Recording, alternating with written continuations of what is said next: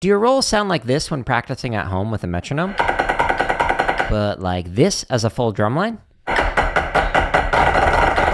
That's because metronomes act as guideposts for the beat or subdivision, but they don't help with hearing whether the second note of a diddle is perfectly in time. Rolls sound dirty when not everyone plays with perfect rhythmic interpretation of a diddle. One of the easiest ways to hear if you're the problem is to play isolated diddles as double stops. If they are consistent, it should sound like 2 quick pops. But if one of the diddles is slightly slurred or rushed, it will sound like bad flams. I know this sounds weird, but one way to fix dirty sounding rolls and diddles is to intentionally practice playing out of time. For example, if you could play tap fives so they intentionally sounded slurred or rushed, then you would have the control to play them perfectly in time.